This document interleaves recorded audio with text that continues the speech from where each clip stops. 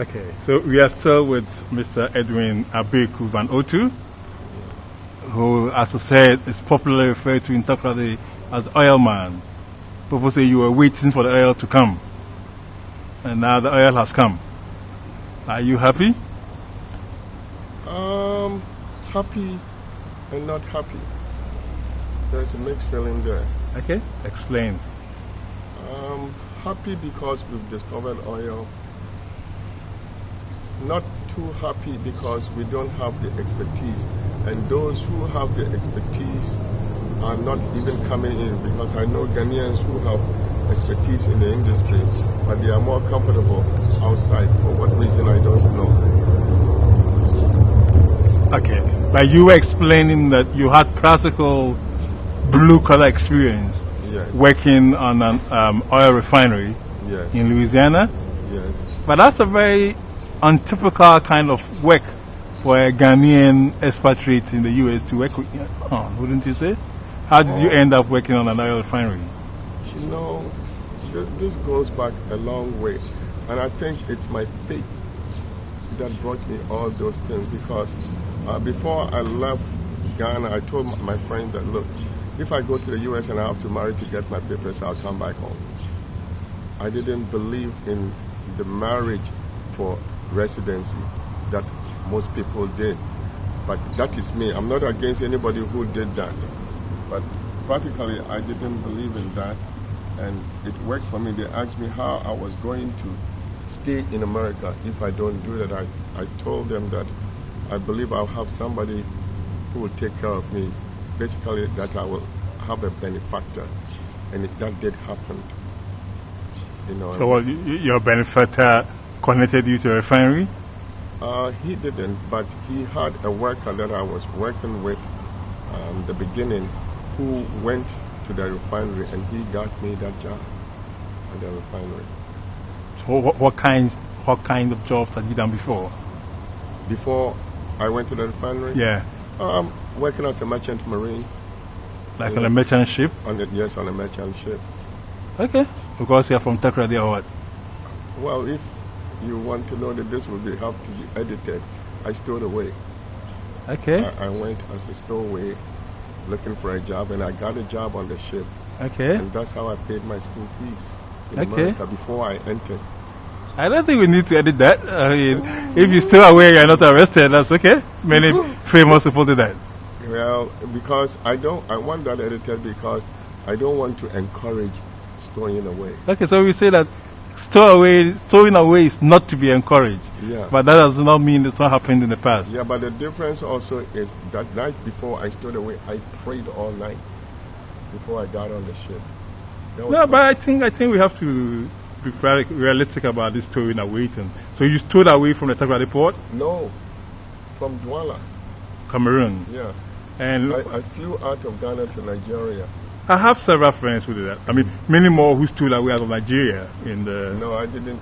I wasn't fortunate in Nigeria. I see my intent. I had gotten admission. But that's a wild try. I know several Takoradi boys around my generation who went to Nigeria to stow away, just because, I mean, the ports in Ghana had collapsed and there were not enough ships coming to Takoradi. No, but I left around 76.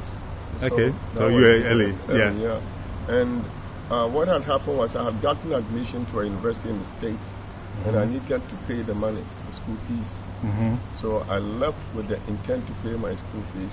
I had a friend who I had helped to go to the States, and he told me, look, if you can pay the first year, the second year you can find your way around, you can work and go to school. So that was the intent, to get a job on a ship, to earn foreign currency, to pay my school fees. Okay, so that makes sense. I mean, moving from a job on the ship to a job on a refinery, I mean, it's much connected. When I got to the States, and fortunately, I had this benefactor, so he sponsored me, to get my papers, and then through him also, I got this job at the refinery. Then from there, there was a recession, so the oil industry went down.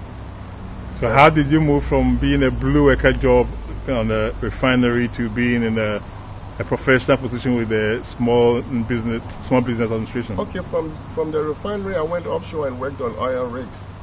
Okay. And what sort of jobs are you doing on the rigs? Oh, I was a steward. A steward? Yeah. Mm-hmm. Oh. You know, so I became the chief steward. You know. So where were you working? In the Gulf of Mexico? Yeah. The Gulf, you know, around Texas. Okay. Yeah. So from there, I realized I wasn't getting any younger. So I thank God, you know, that I thought, what am I going to do? I can't do this forever. So after making some money, I dropped everything. Prior to this, I was going to school part-time. And I realized I've become too comfortable in New Orleans. You know, in New Orleans, it's called the Big Easy. You know, O.J. Simpson used to say, if you drop a hat, it calls for a party in New Orleans. So I decided I have to leave New Orleans if I had to get serious. So I left New Orleans for Denver. Okay. You know, to go to school. And at that time, Denver was the most literate city in the U.S. I see. So that is what led me to choose the University of Denver. So what did you study at the University of Denver? Economics and communication. And how were you work studying? How did you pay your fees? I mean, well, I had a federal grant. I had a state grant. I took student loan. Okay. And then I worked at the financial aid office. Okay. I see. Interesting. Okay. I guess you're supremely qualified to decide or to help decide who to give financial aid to. Yeah, I wasn't deciding, but I think I was in the good book, so whatever I qualified for, I got. Okay.